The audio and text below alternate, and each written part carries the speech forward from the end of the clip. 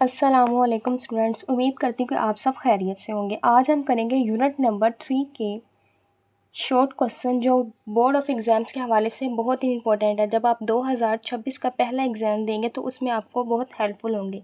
तो unit number 3 का नाम है सेट एंड फंक्शंस। तो आपने ये वीडियो को एंड तक क्लास भी देखना है। आइए इसको शुरू करते हैं। ये आपके बोर्ड के इम्तिहानात के लिए बहुत इंपॉर्टेंट डेफिनेशंस और कुछ शॉर्ट क्वेश्चंस हैं जिससे आप अच्छे शॉर्ट क्वेश्चन अटैम्प्ट कर सकते हैं अपने बोर्ड ऑफ एग्ज़ाम्स में।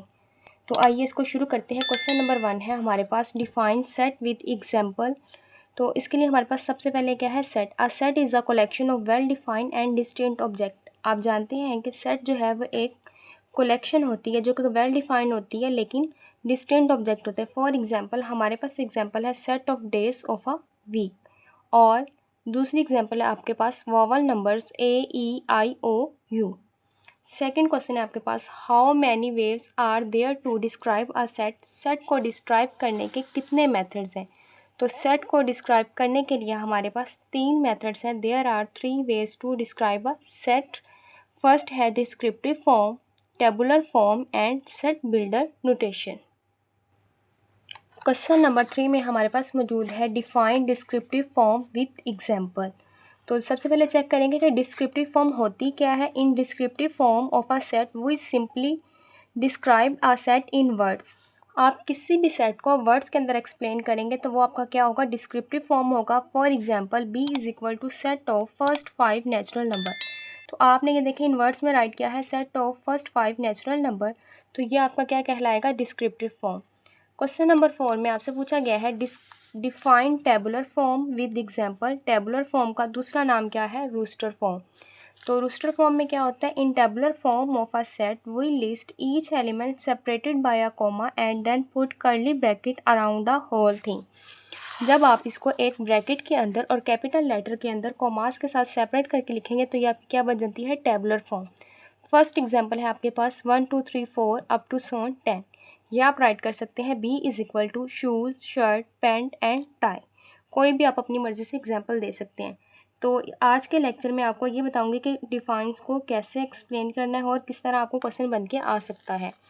फिफ्थ क्वेश्चन है आपके पास, define set builder notation with example. तो सेट बिल्डर नोटेशन क्या होती है। Set builder notation is a mathematical way to describe a set by specify the properties that its members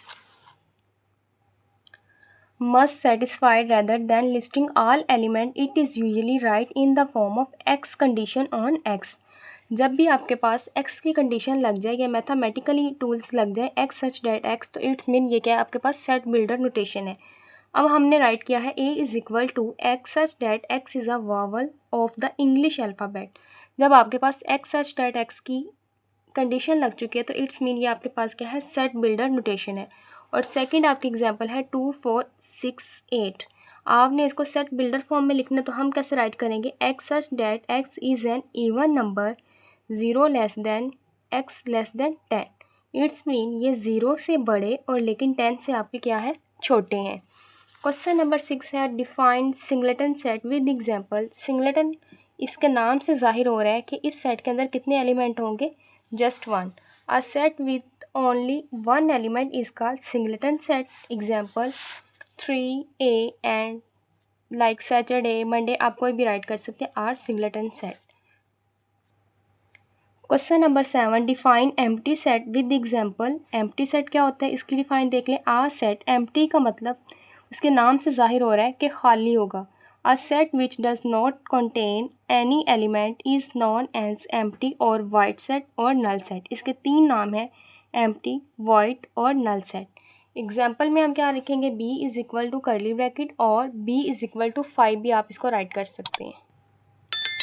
question number 7 define equal set with example. Equal set क्या होते हैं, इसके लिए हम राइट करेंगे 2 set A and B are equal if they have exactly the same element we write as A is equal to B। Exactly the same element mean इसके अंदर element जो है वो नंबर ऑफ एलिमेंट सेम होने चाहिए, जैसे 1 2 3 और 3 1 2, इनकी अरेंजमेंट डिफरेंट हो सकती है लेकिन इनमें सेम एलिमेंट होने चाहिए, ए में भी और बी में भी। क्वेश्चन नंबर 8 है define equivalent set with example.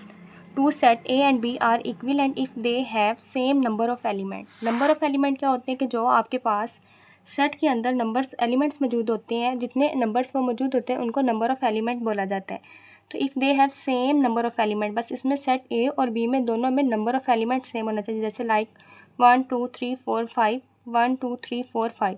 अब इसमें अल्फ़ाबेट है, उसमें आपके पास न्यूमेरिकल है, लेकिन इनके नंबर ऑफ़ एलिमेंट इक्वल है, तो ये हमारे पास क्या होगा, इक्विवेलेंट सेट होगा।